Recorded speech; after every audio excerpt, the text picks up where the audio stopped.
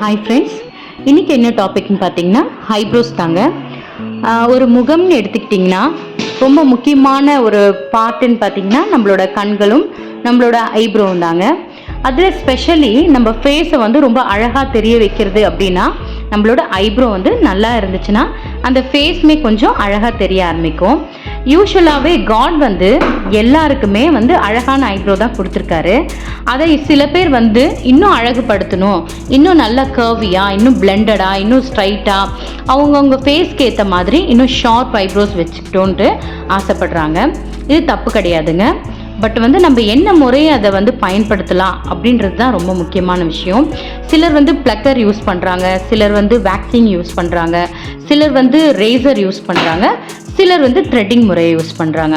இதில் எந்த முறை நல்லது அப்படின்னு பார்த்தீங்கன்னா ஆக்சுவலாக வந்து உங்களுக்கு வேக்சிங், ப்ளக்கர், த்ரெட்டிங் எல்லாமே வந்து புல் பண்ணி எடுக்கிற ஒரு விஷயங்கள் தான்.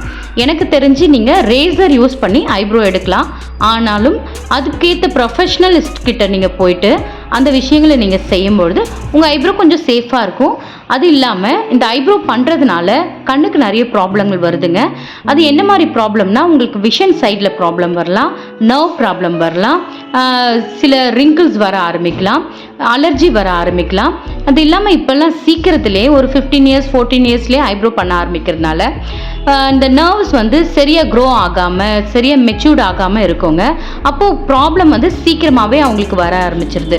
ஸோ வந்து அந்தந்த ஏஜுக்கு ஏற்ற மாதிரி ஒரு 20 இயர்ஸ் 18 இயர்ஸ் கழித்து நம்ம ஐப்ரோ பண்ண ஆரம்பிக்கலாம். அப்போ கூட எந்த மாதிரி ஐப்ரோ பண்ணலாம், எந்த டைமில் ஐப்ரோ பண்ணலாம் அப்படின்னு பார்த்தீங்கன்னா நம்மளுக்கு தேவையான டைம் ரொம்ப இம்பார்ட்டன்ட். ஒரு ஃபங்க்ஷன் அட்டன் பண்ணணும், எனக்கு ஐப்ரோ பண்ணியிருந்தால் பெட்டராக இருக்கும், அந்த மாதிரி நீங்கள் யோசிக்கும் போது நீங்கள் போய் பண்ணிக்கலாம். ஒரு 2 months ஒன்ஸ் இல்லை 1 month ஒன்ஸ் அப்படி பண்ணிக்கலாம். இப்போ நான் 1 month ஒன்ஸ் கூட ஆக்சுவலாக நீங்கள் பண்ணக்கூடாது. அந்த மாதிரி பண்ணணும் அப்படின்னா ஒரு ரேசர் டைப்பில் பண்ணலாம். அப்படின்னா நல்ல ஒரு எக்ஸ்பர்ட் கிட்ட போயிட்டு, ஒரு ப்ரொஃபஷ்னலிஸ்ட் கிட்ட போயிட்டு ஐப்ரோஸ் பண்ணுங்கள். அவங்க ரொம்ப சாஃப்டாக அதை புல் பண்ணி எடுப்பாங்க. ரொம்ப ஹார்டாக பெயின்ஃபுல்லாக இருக்கிற இடத்துல தயவு செஞ்சு போய் எடுக்காதீங்க. அதனால் நிறைய ப்ராப்ளம் வருது, அலர்ஜி வருது, சில நேரத்தில் ஸ்கின் பீல் ஆகி ப்ளீட் ஆக ஆரம்பிச்சிருங்க.